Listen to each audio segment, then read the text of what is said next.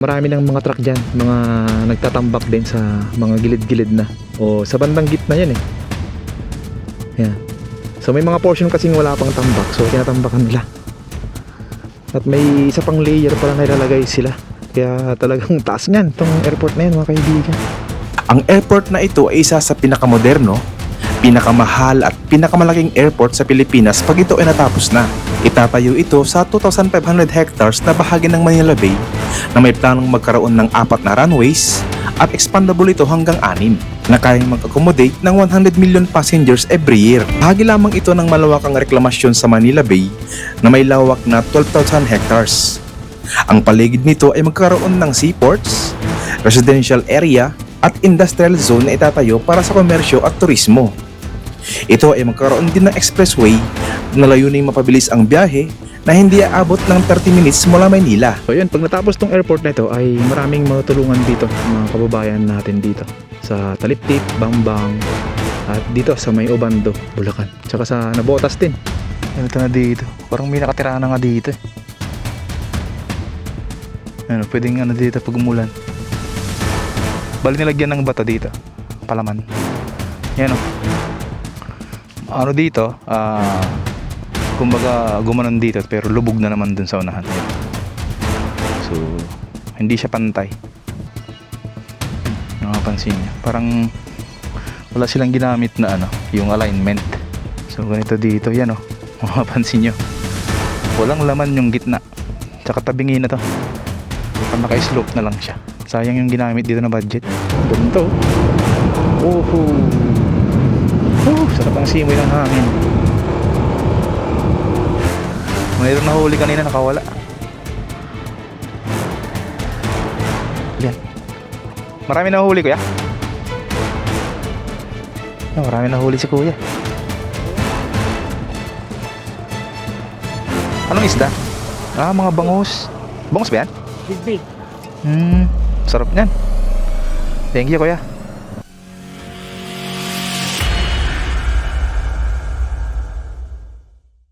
So bali ngayon naman ay papuntahan natin to dito banda sa may coastal area ng Taliptip yan, tsaka Bambang. Tignan natin yung update dito ng New Manila International Airport. Bahayan rin dito banda eh. Pag mga bagyo ganun, umaangat dito yung tubig, lumalampas hanggang dito, hanggang Bewang. Yan. Abot hanggang ano ito, itong pinakabakod niya.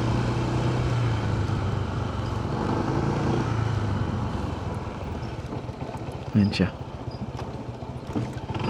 Ito yung mga coastal area dito sa malapit sa New Manila International Airport.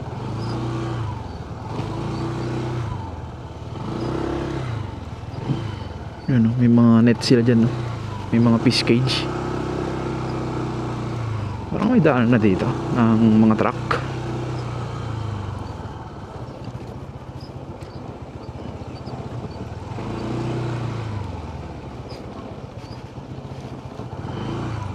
Wala pa rin. Mataas yung tubig, hindi pwedeng madaanan. Ayan na siya. Diyan tayo dumaan dati, diyan sa may pinaka, yung may mga kahoy na yan. May daanan dyan eh, papunta doon sa taas. Sa may yun o, yung bakod na yun, o nakatambak na mga na-dredge, yung pinaka dike nya. Dumaan tayo dyan last time. And then may mga aso dyan eh. Daming aso. Buti hindi tayo nakagat doon. Pero anyway, doon tayo sa kabila, sa may bandang covered court. Tingnan natin doon. Yeah, ito yung sitwasyon dito, mga kaibigan. Pagka nag high tide at or may mga bagyo, talagang ano dito, umaapaw yung ano, ito, Manila Bay. Abot hanggang pader. Ito, malapit ng mano yung pader. May video si ano dito dati, si Johnny Koo. Andito siya banda nung bagyo. Inaabot to, itong bakod na yan. Halos wala ka nang makita. Tapos mga bahay dito, malapit ng ano, sobra kalahati na yung ano, tubig. Yan, ito na yung tulay dito, pagitan ng Perez saka Taliptip, mga kaibigan. Barangay Perez saka Barangay Taliptip. Yan, ganito yung ano dito, sitwasyon. May namimingwit ah. Ayan natin.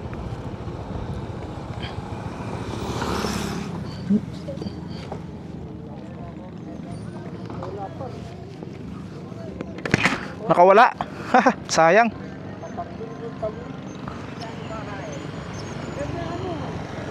Mayroon na huli kanina, nakawala. Yan. Marami na huli, kuya. Marami na huli si kuya. Anong isda? Ah, mga bangus. Bangus ba yan? Big. Sarap yan. Thank you, kuya. Yung nakawala kanina, ganyan din. Marami ring isda pala dito.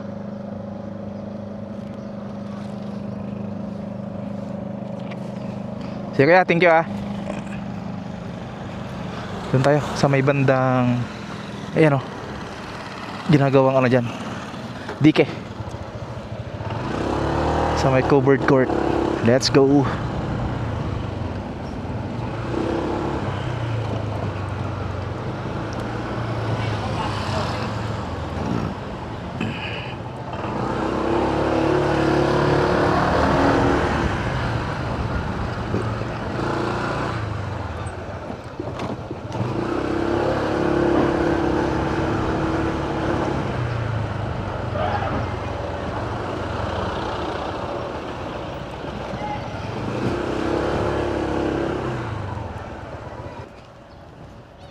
So yun, dito tayo sa may covered court, mga kaibigan.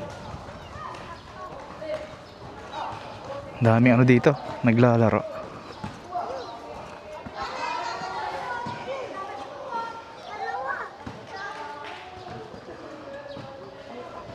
Yan, tayo natin dito.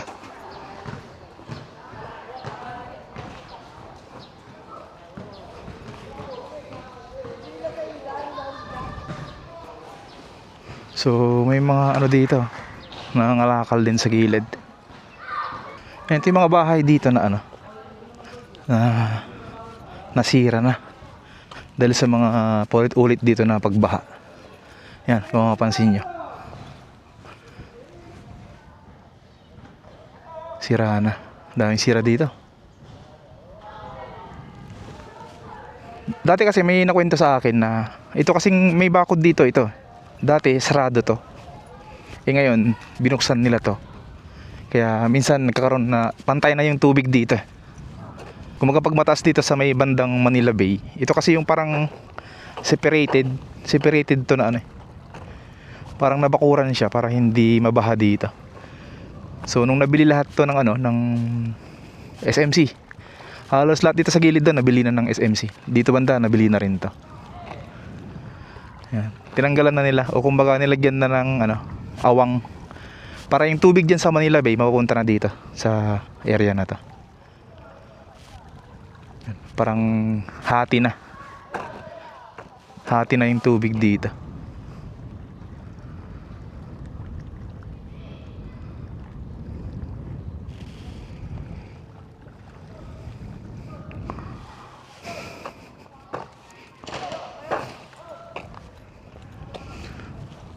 Yan, ito naman yung ginawang ano dito, dike. Ito yung ano, parang hindi pa siya gumagalaw to. Parang natenga na siya. Natenga na. Ghost project. Yan.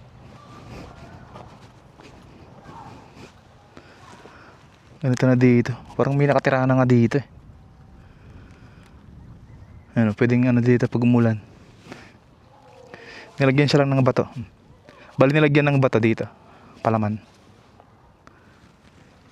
Ayan, ganyan siya. Oo, mayroon dito natutulog siguro, nagpapahinga dito. Kasi medyo malamig din dito. Yan.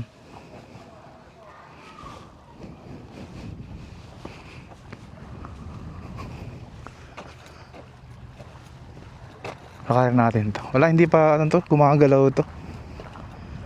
Ganito pa rin nung last ano, punta natin dito eh. Parang ano, yung gumawa dito.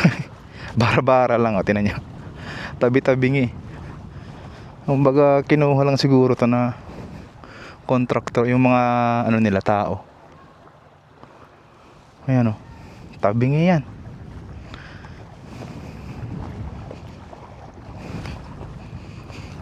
Nakapansin nyo.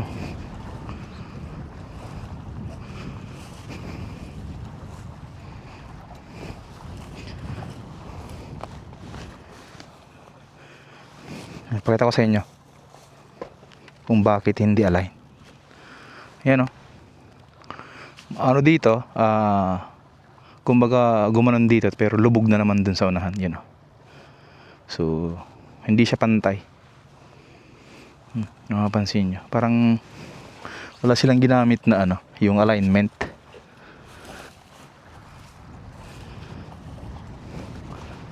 Ayan siya. Hindi maganda pagkagawa. Tapos may awang, dapat walang awang to sa gitna. Dapat solidong ano yan. Yan na yung ano, New Manila International Airport, mga kaibigan. Lapit na dito. Hanggang dun yun, sa may gilid na yun.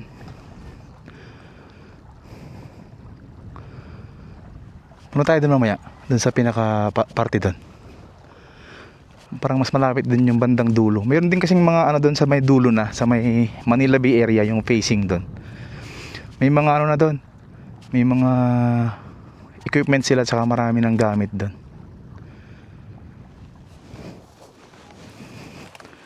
So ganito dito, yan o, mapapansin nyo, walang laman yung gitna, tsaka tabingi na to. Parang naka-slope na lang siya. Sayang yung ginamit dito na budget. Hindi maganda yung pagkagawa. Malamang ulitin to pagka ano to, pinatapos yung project na to.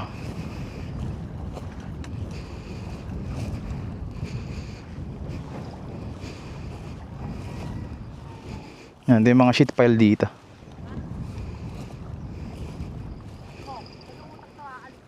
Yan, ito yung pinakadulo niya. Mga 100 meters pala. Wala pang 100 meters ta. Mga 70 to 80 meters hanggang dito. Ito pala yung mga sheet piles dito na ano.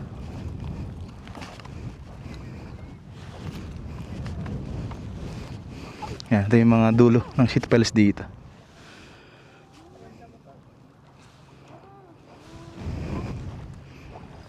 Oh, kilala mo ako ah. Yan yung naka-red na motor? Oo. Tagal na akong di bumalik dito. Yan siya. Walang palaman yung gitna. Yan, ito yung mga sheet piles dito. Wala kasi nakapaskill doon kung anong ano to, kung anong contractor yan nandito.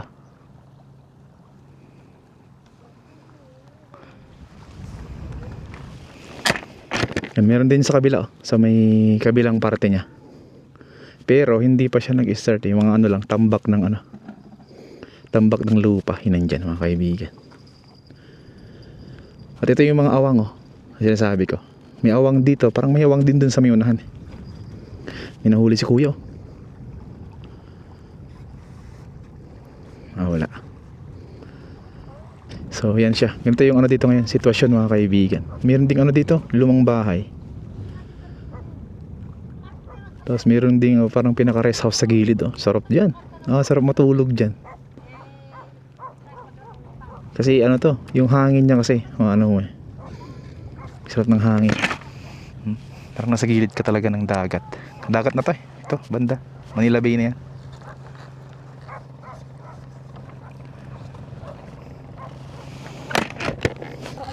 Laruan, kala ko kumukuha kayo ng tahong.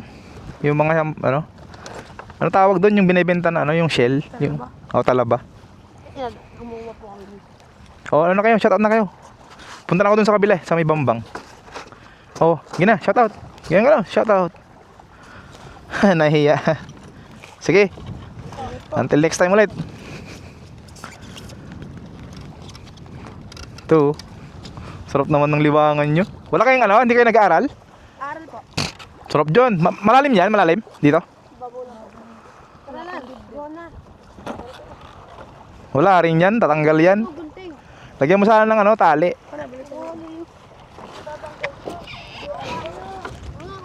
Ayun oh, sarap ng libangan. Sige, thank you, thank you. Ayan siya. Nandun sa kabila, sa may bandang Bambang. Tingnan natin doon mga kaibigan. So yun, as per checking sa drone kanina, marami ng mga truck dyan, mga nagtatambak din sa mga gilid-gilid na o sa bandang gitna yan eh. Yan.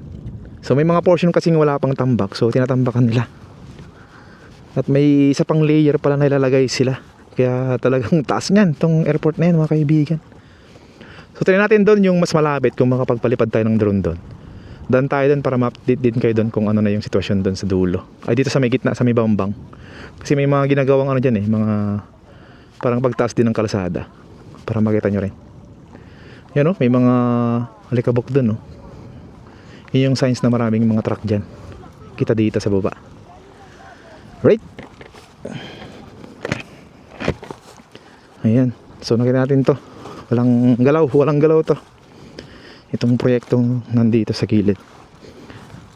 So wala tayong makita kasing ano, signs or yung nakapaskil na ano, kung sino yung contractor ganyan. Dapat kasi meron to dapat eh. Yun yung standard protocol ng ano, pag may construction, lalo na pag government. Meron dapat nakapaskil. Dito wala eh. Ito yung mga ginamit na ano, mga graba dito, nasayang lang din. Dami ang nakatambak dito.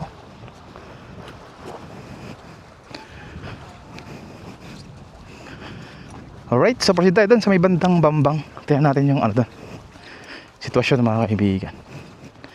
Let's go. Mayroong ano dyan oh, yate. May yate dyan. Yate, ang ganda oh. Hindi ko lang pinaayos yung yate dyan. Ayan oh. Dito tayo, kaliwa tayo dito. Buntang Bambang mga kaibigan.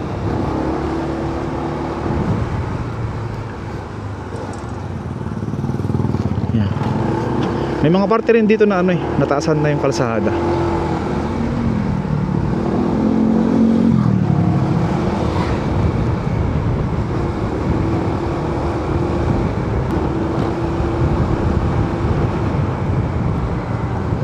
Yan, hanggang dito. Hanggang dito pa lang sila. Ayan. Dito, bahain din dito pag high tide. Lalo na pag rainy season. Pero ngayon walang mga ano ngayon dito. Walang high tide. Summer na eh. Palit na ng palit yung ano, yung mga lawa tsaka mga ilog ng tubig niya.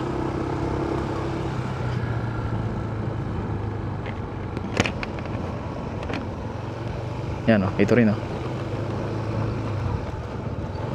Mababa na yung tubig niya.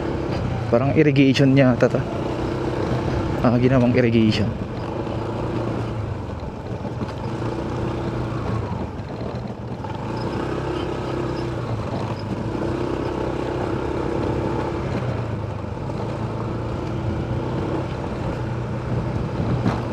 Dapat ganito lahat gawin no. Itong nasa harapan natin. Yan, kaliwa tayo dyan. Ayan o, ganda. Dapat ganito lahat to. Itong gawing kalsada dito. Pero sarap ang biyahe dito. Kahit punta ka dun sa mga kasulok-sulukan.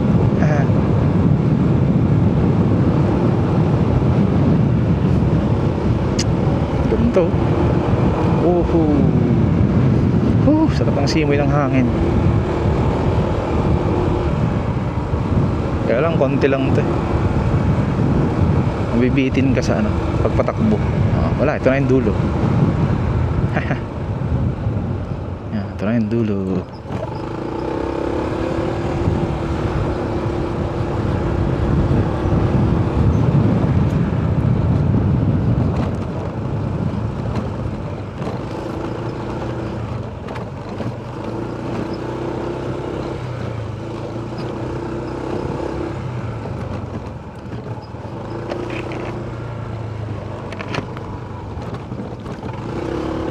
Ito yung pakahirap dito, pupunta dun sa kabilang barangay. Bambang na to eh. Tapos may ano pa, yung katabi niya kasi Perez sa kabila dito sa pinanggalingan natin. Dito yung Bambang. So yung mga liblib na ano dito, mga kabahayan, mahirap ano puntahan kasi rough road. Yan siya.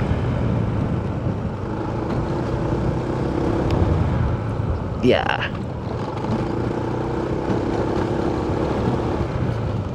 Bong.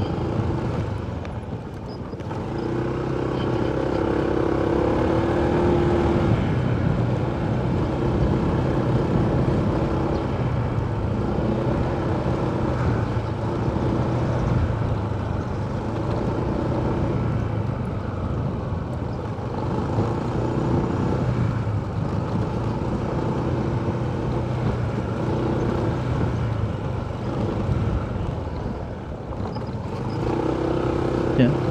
Grabe, lalaki ng ano, hawang. Yan, dito sa may left side natin. Yan, halos pawala na yung tubig. Ano kasi, mainit na yung panahon, kaya ganyan siya. Pero mahangin dito banda, kaya hindi mo ramdam yung init. Mahangin siya.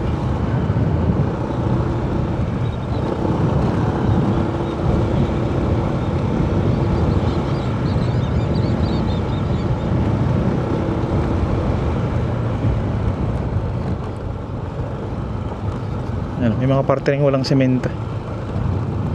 Rough road talaga.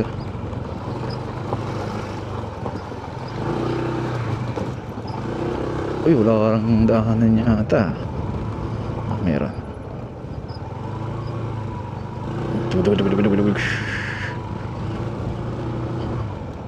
Pero may daanan dun sa kabila. Nakadaan ako dyan dati. Yung hindi ka dumadaan dito.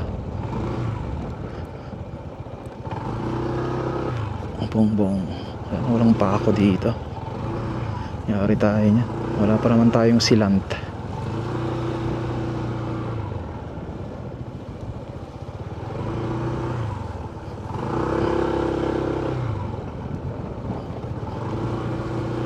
Yun, malapit na. Malapit na makalagpas dito sa ano. May semento na dyan eh. So na. So yun, ito yung mga malapit na mga dadaanan mo malapit sa airport. Pero dito alam ko wala naman sigurong ano, kukonekta dito na daanan. Tingnan natin in the future, kasi malapit dito banda sa may corner niya eh. Corner area niya dito. Sa may highway malamang meron dun sa dinaanan natin sa may tulay.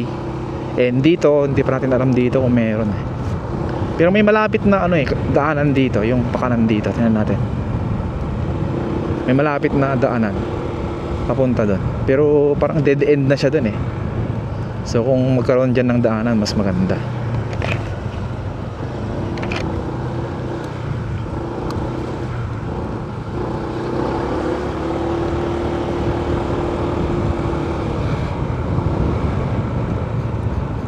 Yan dito, kakaliwa lang dito.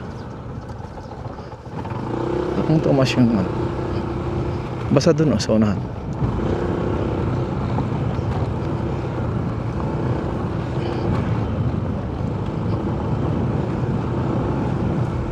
Dito. Ba't kaya basa dito?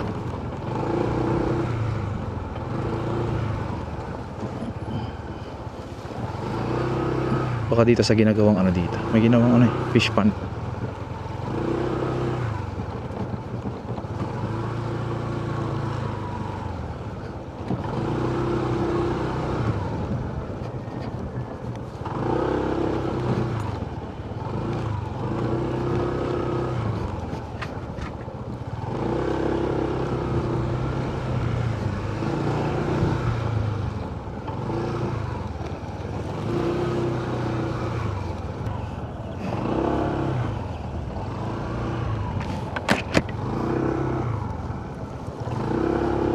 Yan yung ito yung parte dito na ano, na malapit sa airport. Yan. Sarap ng simoy ng hangin dito. Amoy ano, amoy dagat. Fish pan pala. May fish pan.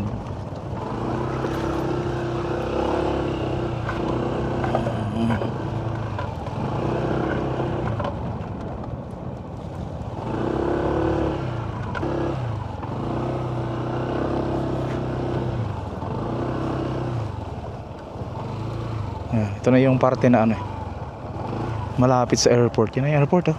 Wow. Yan. Kita na rin dito yung mga ano, mga truck dyan oh, na ano, naghahakot ng buhangin.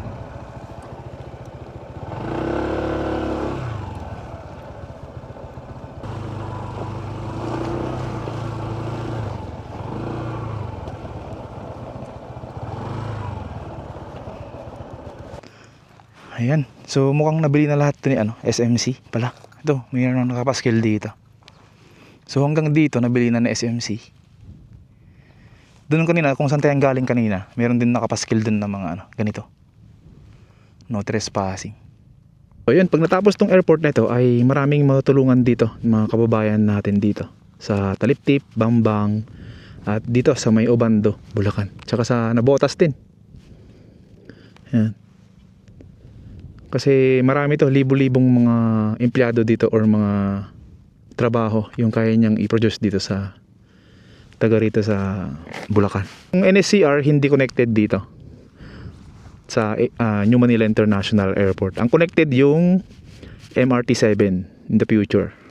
So magkaroon siya ng connection dito sa ginagawang airport na to. So yun, tong airport na ito ay may lawak na 2,500 hectares na magkakaroon ng 4 na runway at expandable hanggang 6 na runway. So 6 na beses to mas malaki sa NAIA. Ang access road na kukonekta dito, yung Salex, yan, Nalex, and then meron din siguro service road dito sa baba niya. At dun sa minadaanan natin dito sa may bandang Tawiran Bridge, yan, sa may Paliwas Road, hopefully magkaroon din dyan ng service road papunta sa airport. At saka dito sa location natin, malapit na dito, Bambang to, Bambang area to. So sana magkaroon dito ng ano din, daanan. Kasi malapit na eh. Ano na lang to, 500 meters to 1 kilometer. Parang ganun na lang. Alright, so yun. Maraming salamat sa pagsama sa akin hanggang dito mga kaibigan. At until next time po.